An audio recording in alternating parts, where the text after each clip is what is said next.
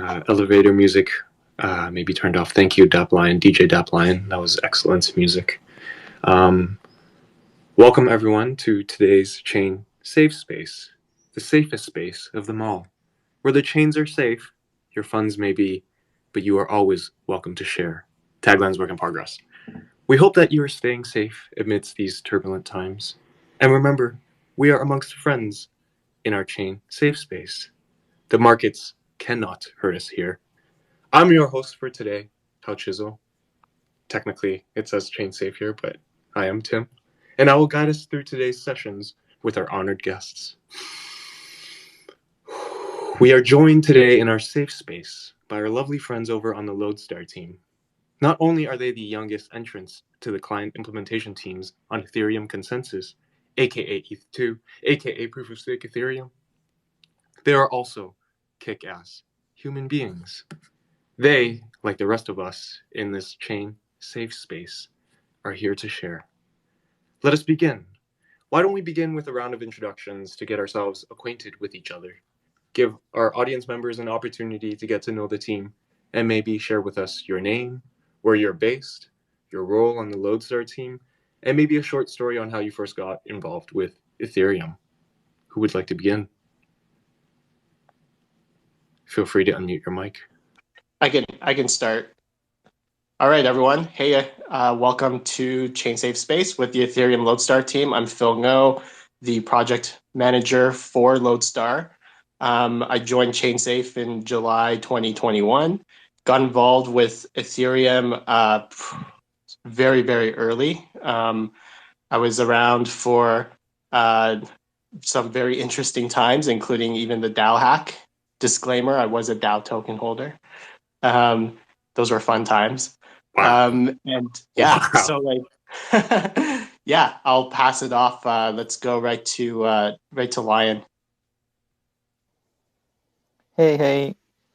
So I was visiting Central Africa 4 years ago and got bitten by a lion. And that gave me a revelation, and I understand the true power of decentralization, and had to fly right back to Europe and just became a hardcore Ethereum powerful individual thing, and then Lodestar. And here we are.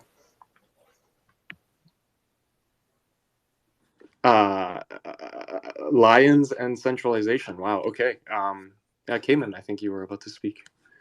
Beautiful. I hadn't heard that one yet. My name is Cayman. I'm just a contributor on the Lodestar team. And I joined ChainSafe in 2019, but was interested in Ethereum. I was living in San Francisco when it was coming out, and I was part of the meetups over there. A lot of good times, but I was never contributing, actively developing or anything. So a few years ago, I was like, I need to be working on Ethereum, and so the ChainSafe guys were starting Lodestar, and I saw an opportunity there to join and contribute, and just been working on it ever since.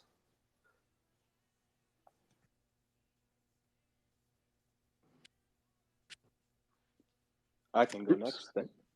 Yes, thank you. Yeah, can you hear me? We can hear you.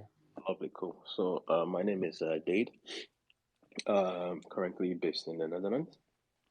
I joined ChainSafe this year, January this year, and I wouldn't say fortunately or unfortunately, I wasn't bitten by a lion. I was more of as a result of COVID.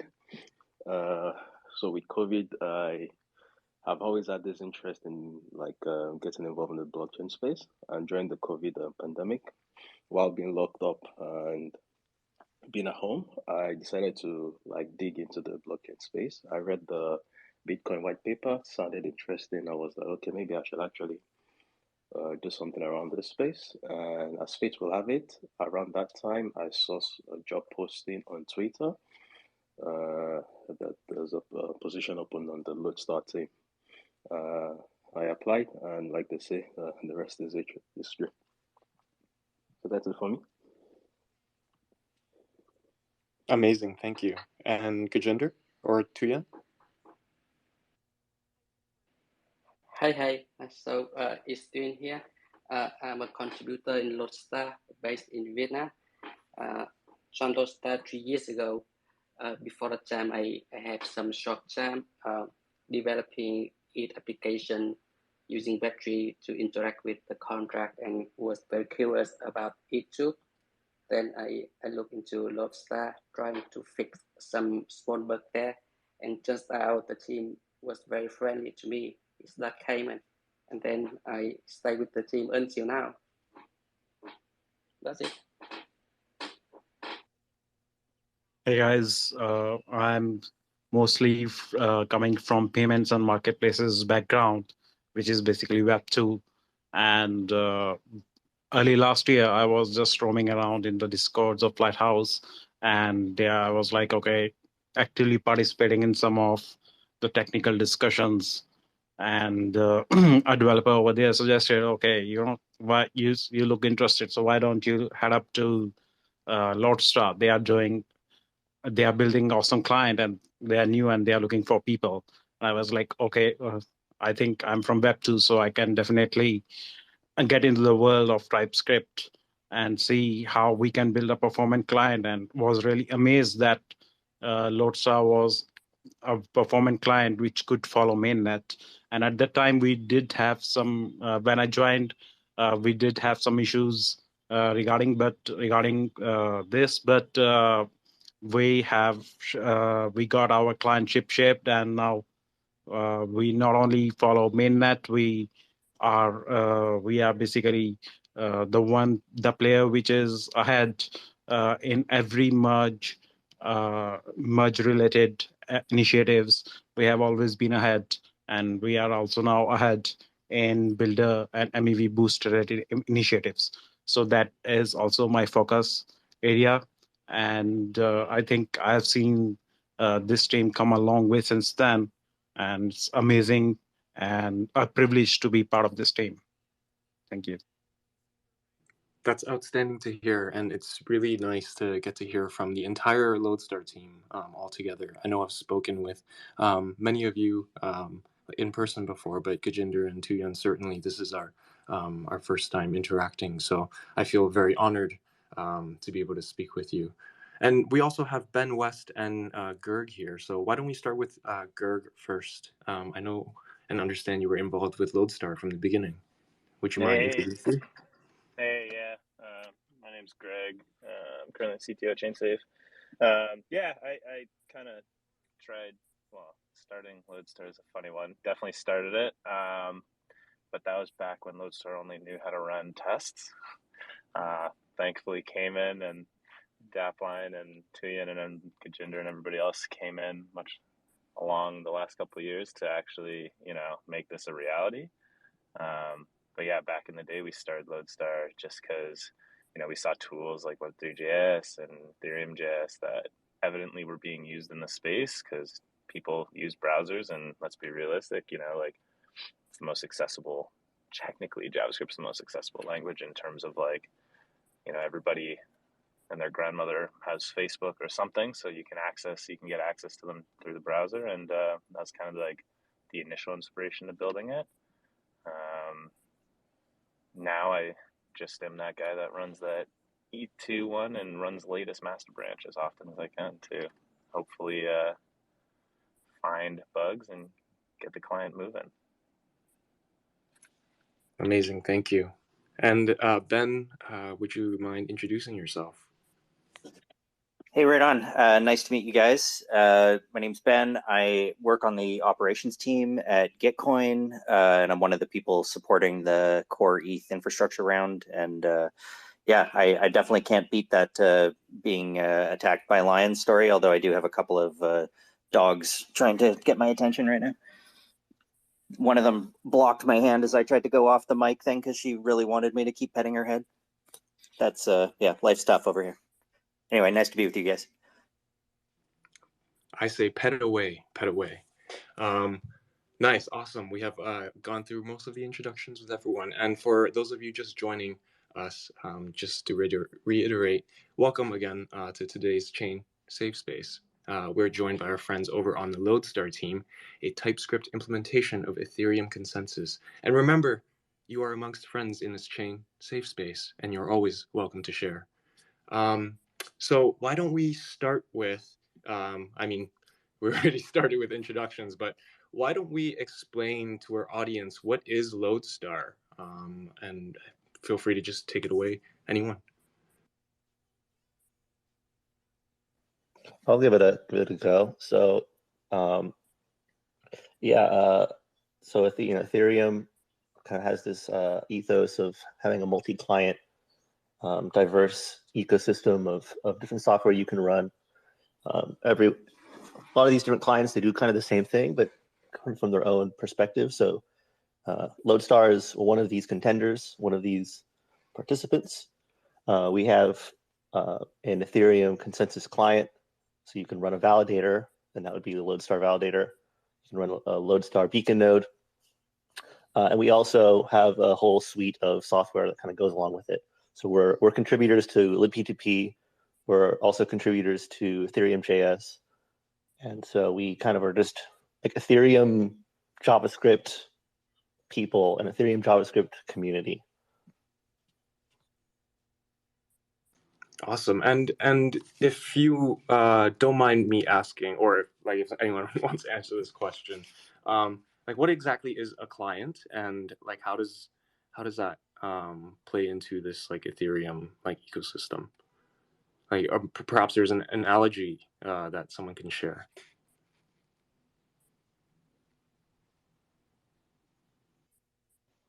Yeah, I guess I can take it. So a client is your way to participate in the chain.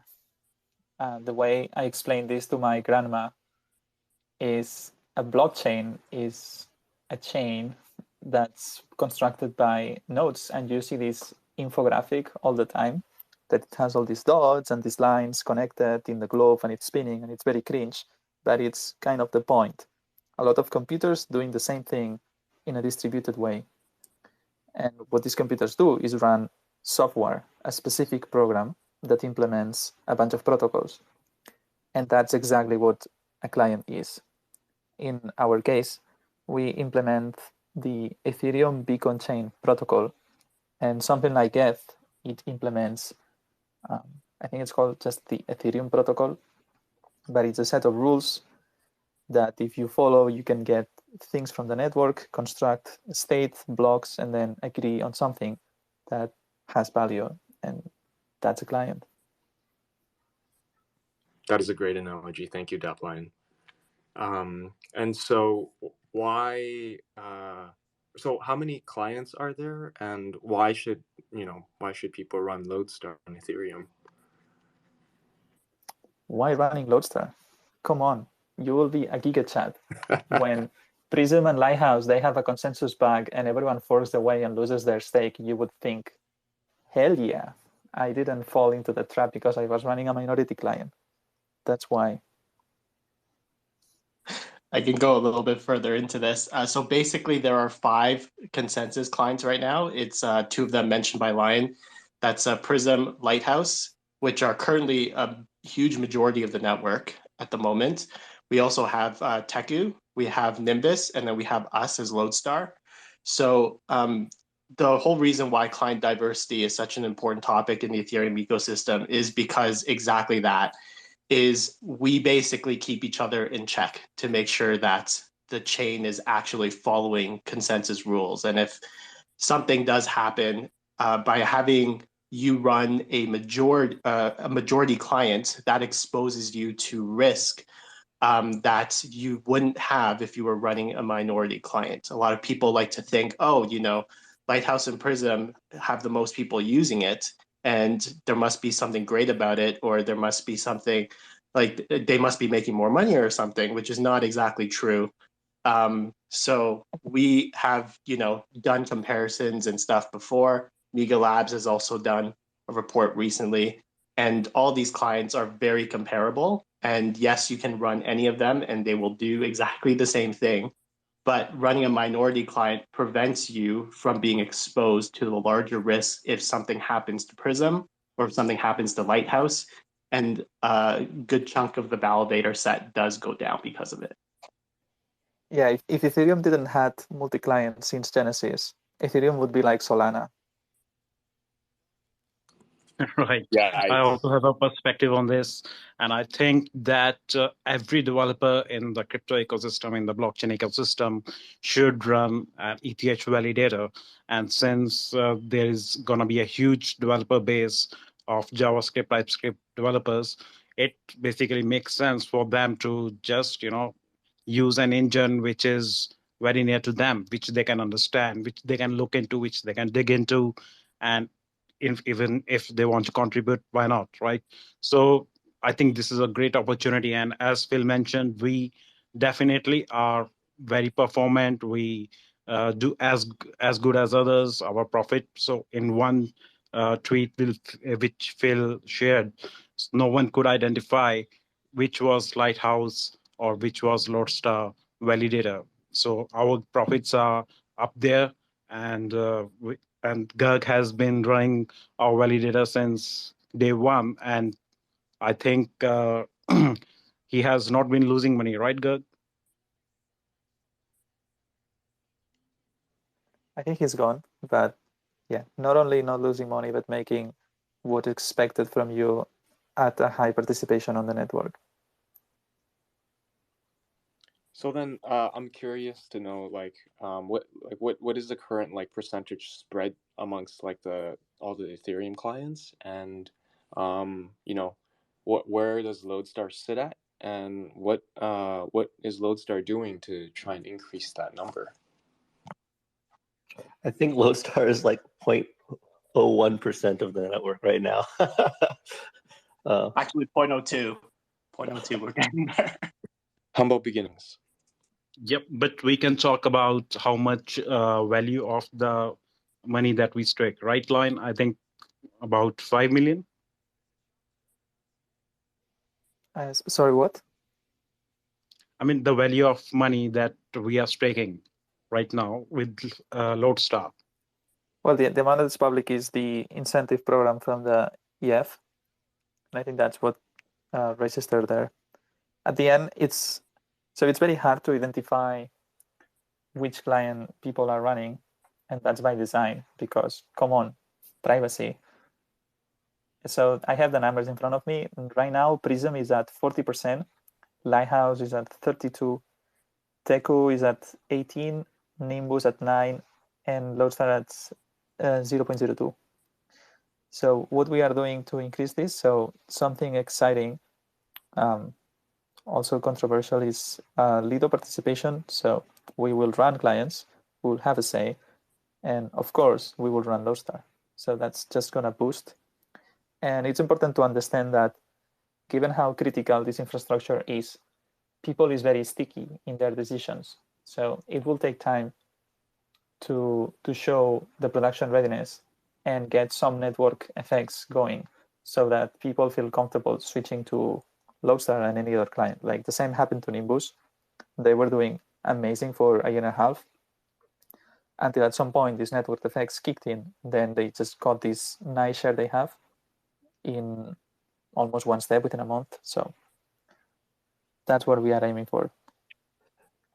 Yeah, I think I don't blame people for not running Lodestar until now.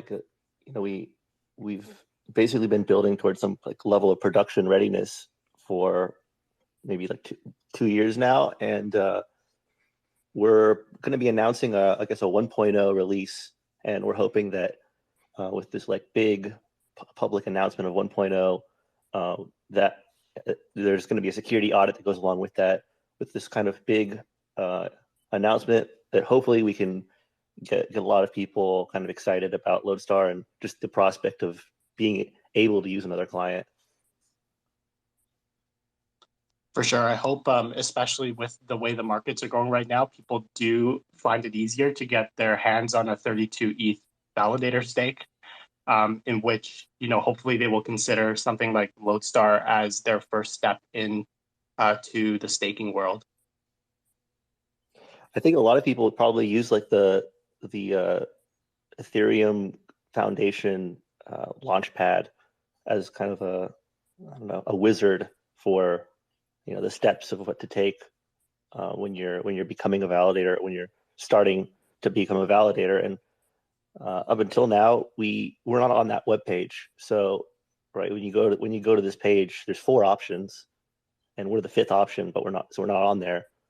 And they're waiting for us to get a security audit before they're more comfortable putting us on there. So that'll be a big. I'm hopeful that this is like the channel that people go through. That once we're a part of that, you should see the numbers tick up. Correct. So part of the reason, or part of the idea of how we solve this problem is, of course, getting onto these mission critical type of websites where we are introduced as a 5th consensus client. So after our current audit, which is ongoing right now, the goal is to try to get ourselves onto these pages and also within other community initiatives. So Lion had mentioned Lido. We're also looking into Rocket Pool as well as like another way in. These sort of opportunities are the sort of things that we are consistently looking for, in which we want people to have multi-client setups, and hopefully Lodestar will be part of that multi-client setup for most of these people.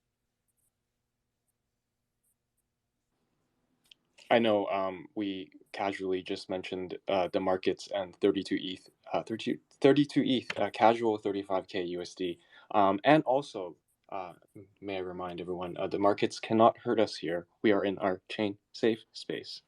I'd like to switch the topic over to something that Lodestar is participating in these, 2 weeks this month. I'm not sure the exact length, and that is with Gitcoin. So maybe Ben, can you speak a little bit to what Gitcoin is and what Gitcoin grant round number 14 is? Yeah, sure. So Gitcoin was developed as a way to support open source web development. Thus, the Git part of the name, it actually started as basically a way to help fund projects on GitHub. And still to this day, when you create an account on the Gitcoin platform, you have to log in with a GitHub account.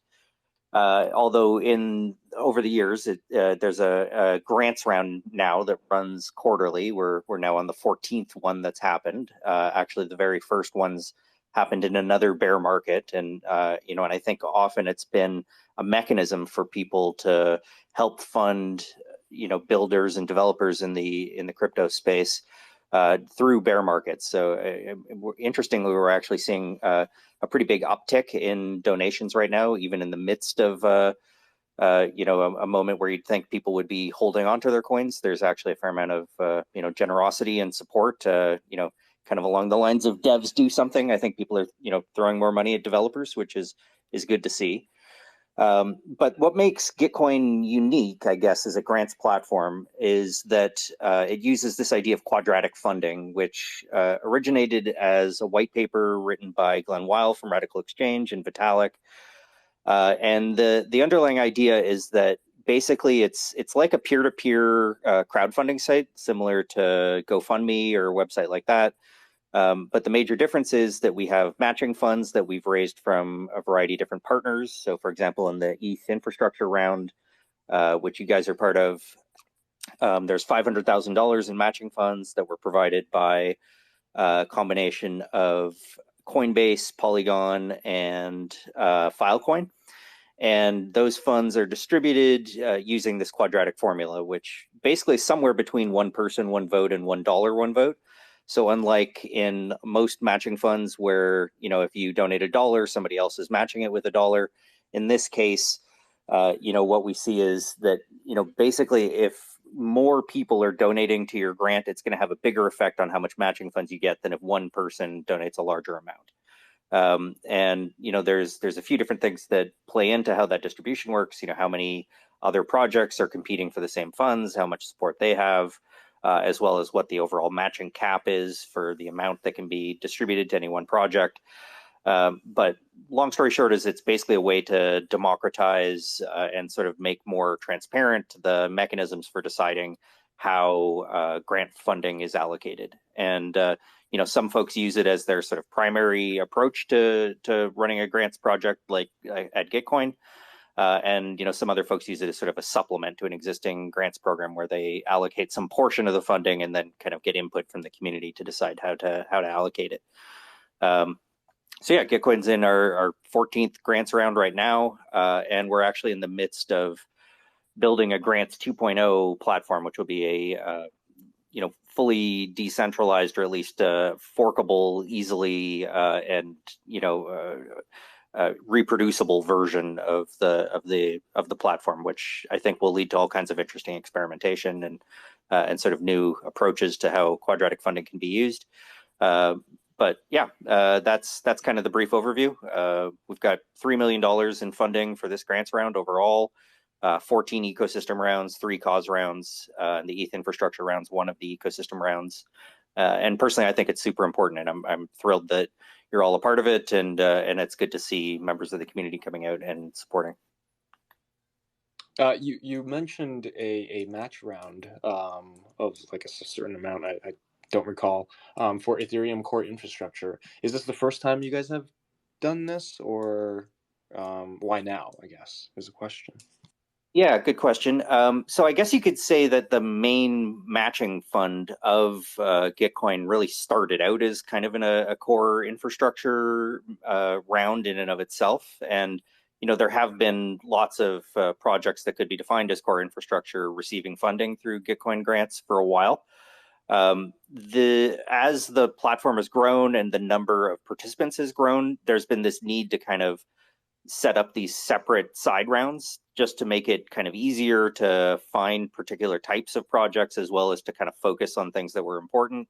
It's also became sort of a mechanism for partnering with various different folks within the community to run rounds that are sort of specific to their ecosystem. So for example, like the Polygon round or the NFT round or the gaming round. So the reason why now, I mean, honestly, I think it had a lot to do with the conversation around, how many developers were, leaving core dev work to go work on DeFi projects and elsewhere. I'm sure we all sort of saw the discussion on Twitter as that was kind of a topic, a few months back. Seems like lifetimes ago now. But that really kind of kickstarted a conversation about how, at Gitcoin, maybe we should be doubling down and really dedicating some funds explicitly to core infrastructure.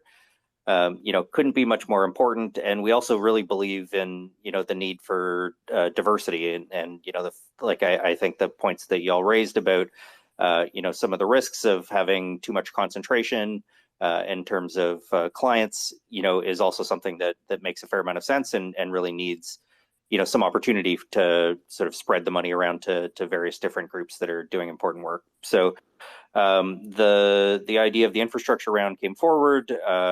Scott, one of the co-founders, really took on the role of trying to find the funding for the round personally and pull together a group of us on the team to help support.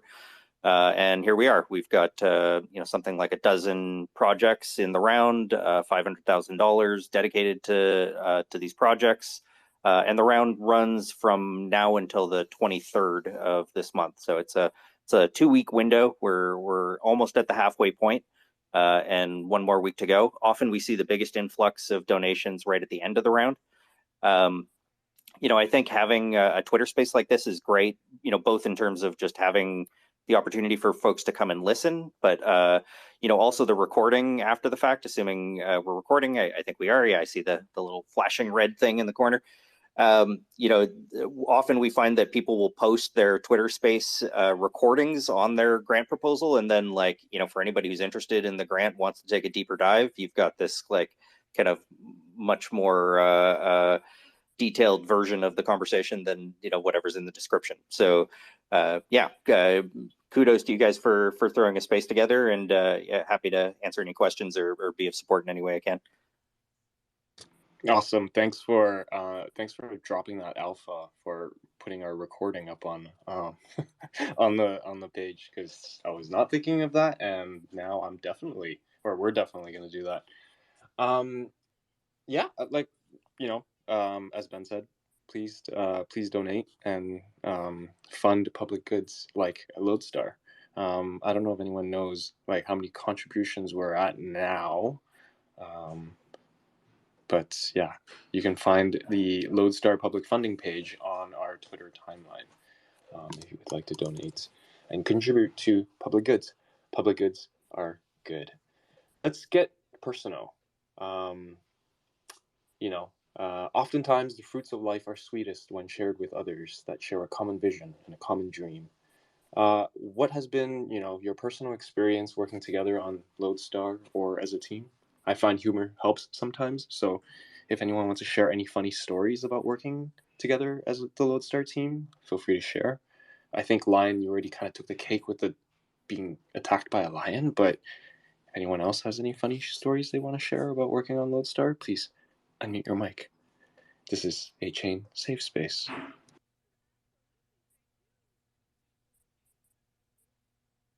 Well, I don't know if I have anything necessarily really funny. I mean, we definitely have a great team put together here. And just to quickly answer your question before, Tim, about the contributors, we're actually at 41 right now. So let's go. I joined this team fairly recently, I guess like 10 to 11 months ago, and just have had the best time with the best team who is like I've been able to see us grow from where we were, which was not even mainnet deployed at that point, and seeing how far we've definitely come. I'm sure there's some crazy stories that have probably happened even before my time, that maybe even Greg and Cayman would know about, that would be fairly interesting, perhaps about Node blowing up. I mean, I've even seen a lot of this stuff too while going through this journey with the Lodestar team. We share some of the best experiences together because we've been through some hard times together in which we've seen our nodes explode in front of us. I don't know if there's like any specific stories even before me, but I've definitely had, like, it feels like a privilege to be on this team, to work with such great, smart people who are pushing the boundaries of innovation in TypeScript and also for the Ethereum protocol.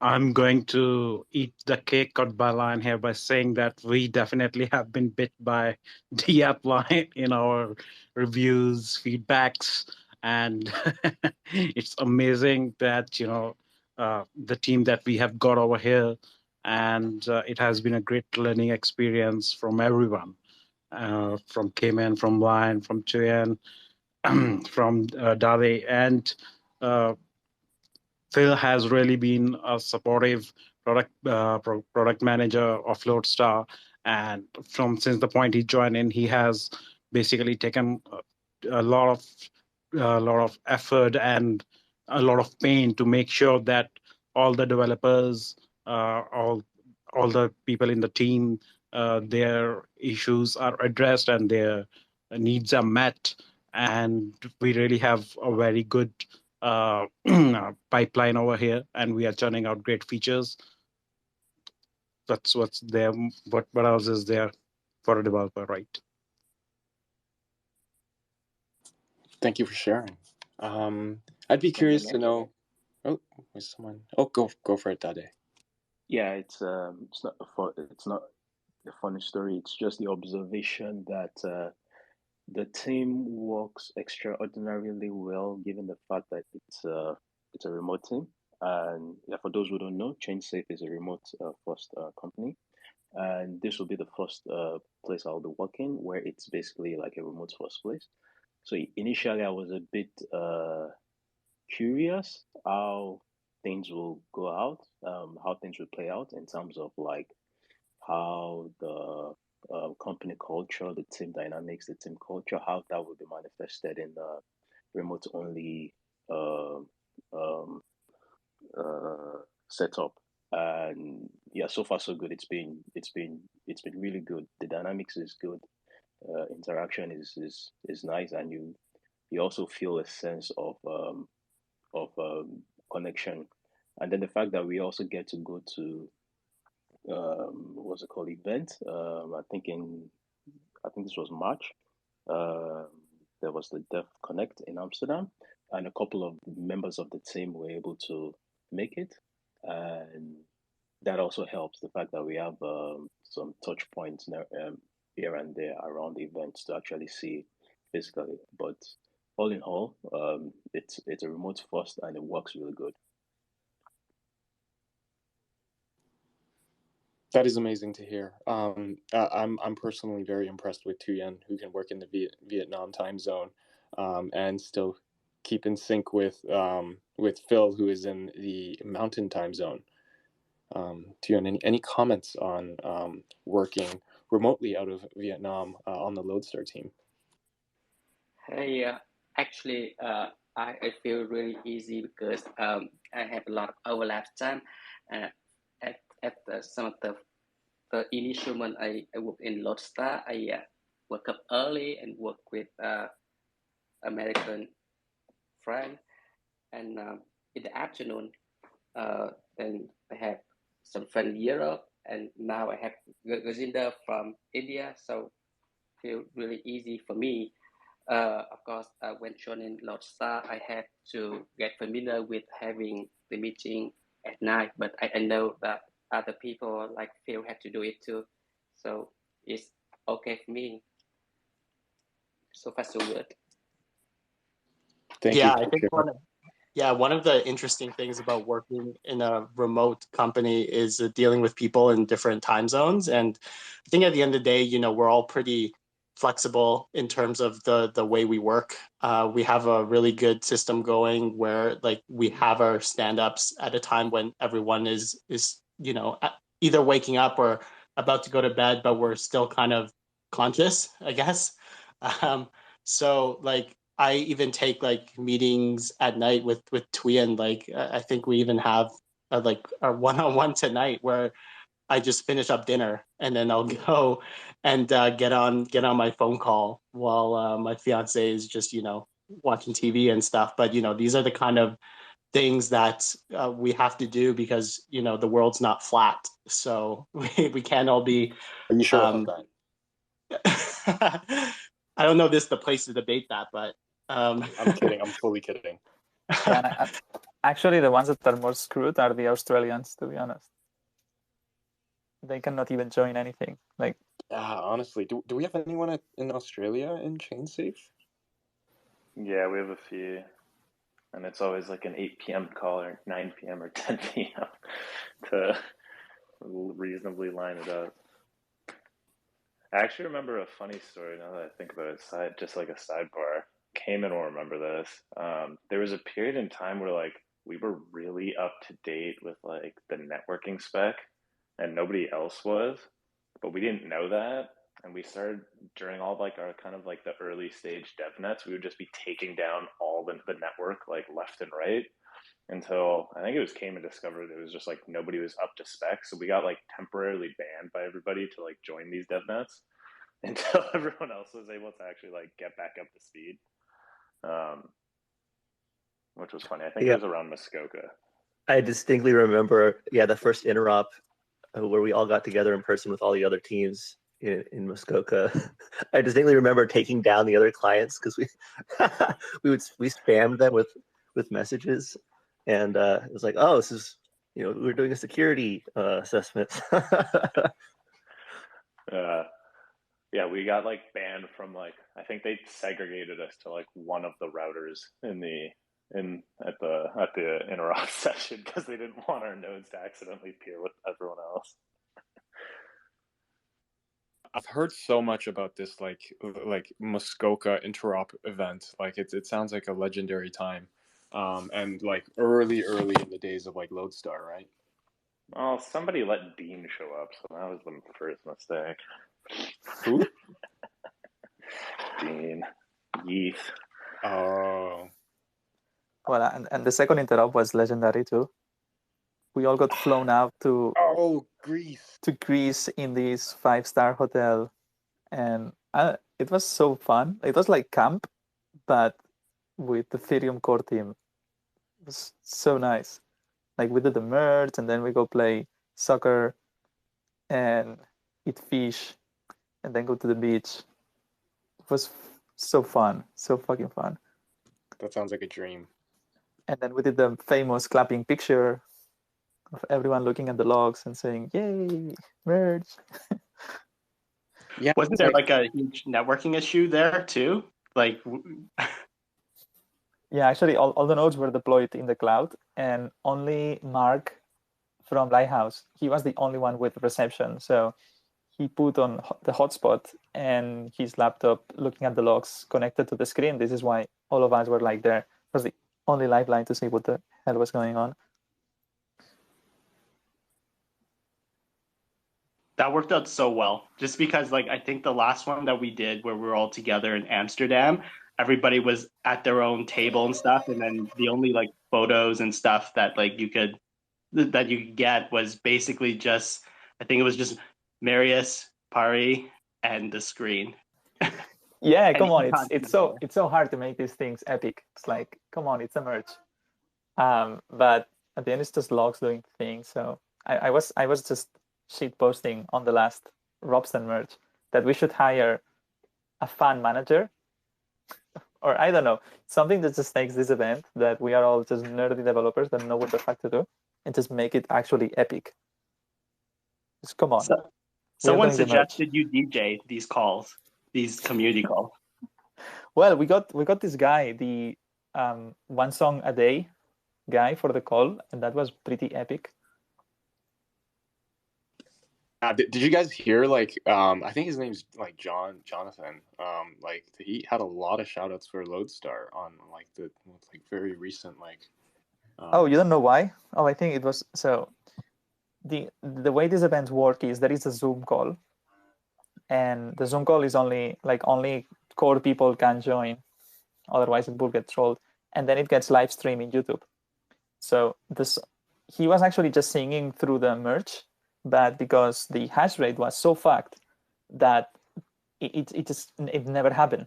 It was like, oh, it's gonna happen next minute, another minute, and another minute, and just he kept singing and singing and singing, and at some point he just ran out of ideas. So he just started reading random shit from the call, and he just read whatever was in the chat. So people just start writing shit in the chat, and he just read whatever was in the chat, and I just wrote Lodestar, copy paste like 1,000 times. Oh, that was you. Yeah. Should have figured. Yeah, it was so much fun. If you have not seen the stream, please do, or join the next one. It's gonna be fun.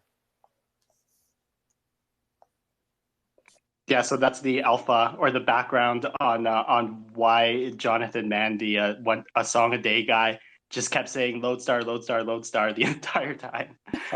Thanks, Line. That was great promo. Yeah, actually, at that time I was in a train.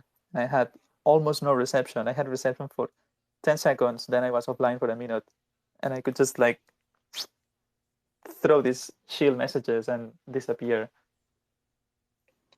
Gotta keep the shield on.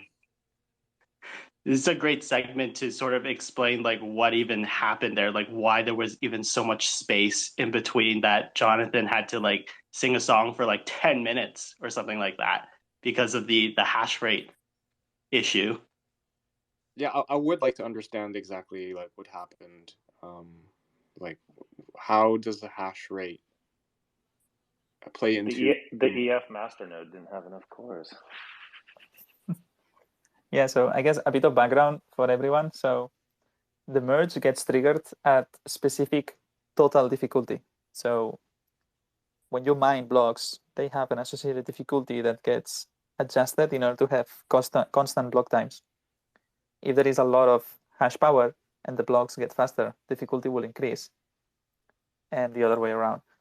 But if the hash rate changes too quickly, the algorithm that regulates difficulty cannot react in time, and then blocks may happen, I don't know, every 5 minutes or super fast. And Robston is a shit network, has always been. It's a testnet. It doesn't have hash power at all. So because it got so much attention, someone just started trolling and he was just dumping a lot of hash rate, and then the network just moved super fast, and we had to all change the configs because the merge was supposed to happen, I don't know, the 8th, and then it happened the 30th, so like 9 days early, and then we delayed the merge, and then the hash power at the right time when the merge was going to happen, it just disappeared. So yeah, that's what happens. If you have a proof of work network with a little hash rate, you will get trolled. So we get trolled. And go early is not a proof of work, it's a POA. So this will not happen. But Sepolia is a proof of work, so we will get trolled again. So just tune in and watch the fun as we get trolled again. Just to add, not only the troll not played around with terminal difficulty with the hash rate, I think he also brought down the gas limit of the blocks so much that the deposits weren't going through. I think this also happened on Robston. Oh yeah, totally. But yeah, other just than that, like FYI, this would never happen in mainnet. This is just shitty networks problems. This is just Robston fun and basically making sure that everyone's clients are robust. So we should actually be thanking the troll. thank you, Hell troll. yeah. Who's excited for the merge? Come on. Hell yeah. Yeah. Let's go. When merge? August. Actually, or like for real? So Or JK? So we did estimations, and if everything goes well, it should be early August, and nothing has gone wrong so far. So if you don't see any tweet saying we did the merge and this was this critical issue, we have to review the spec. If you don't see that, it's going to be August. So I have a month and a half to obtain 32 ETH and run my own validator client via Lodestar, is what you're telling me. Yes, and watch out the queue, because sometimes it can get long. And the reason why you won't ever hear the EF set a specific date is because they are also not fortune tellers. They don't have a crystal ball to say, hey, we're going to have a critical issue. So you won't hear it from them. But like other than like, you know, like some completely unfortunate accident or something, like what's the like, you know, percentage chance of like a successful merge? I mean, it's impossible to tell. Like, what's the chance of Android finding a bug in the next 2 years? Fair enough. Well, if you want to use like previous data, the Robston merge is really the closest thing that we have to say, will the merge go well or not? And generally, Robston's merge went pretty well. We had some clients drop off a little bit. I think the network participation went down like 13% to like 80, the high 80s, but it was still enough to finalize the chain and people fixed it within a matter of hours, their config issues. So Robston went really well. So something you could do is you could take the number of bugs that have been reported in all clients and aggregate those through time and plot that. You could do that. I have that roughly in my mind, and it's trending downwards to 0. So that's why confidence is going up, but it's still an approximation. So I would describe it in another manner. So basically, when all this merge testing started, all the devnets started, and each time there would be a merge, we would post on Twitter and say, yay, we merged. But right now, it's just another merge. It went all through. All right. No issues. Nice. That's nice to hear. We're running close to the full hour. If anyone had any questions, feel free to raise your hands, and we can ask our Lodestar team and or Ben West from Gitcoin. We did have one question from Twitter comments, and that is, Dade, why do you only follow God? On Twitter. I don't know. I think God has like the meanest tweet, so that keeps me entertained. Your timeline must be just singularly like full of God's tweets. Direct from heaven. Direct from heaven. Dude, that's hilarious. I love it. It's fantastic. When merged, Dad? You'll be able to tell, right? Following God, God will give us the answers. I would relay the answer when I get the response from you. Okay, so we have it done. Dade is the prophet of merge on Lodestar. Anyone else have any questions? Feel free to raise your hands, and I will add you to the stage.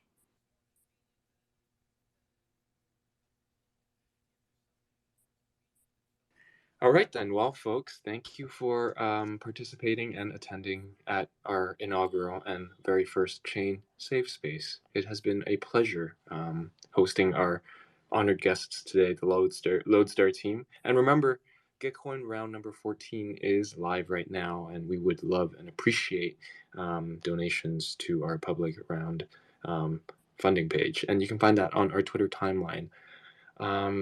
That's it, I guess. Thank you, everyone. I have a meeting to jump on in 4 minutes, so appreciate Ben, Lion, Phil, Cayman, Gajinder, Tuyen, Dade, and Gerg. I think he disappeared. Thank you for your time. Really appreciate it. Stay tuned for the recording. Bye Let's bye, go, everyone. Bye, Let's Borit. go. Not financial Bye. advice. Bye. Run Lodestar. Run Lodestar. Run Lodestar. Run minority clients. Okay, I gotta go. Bye.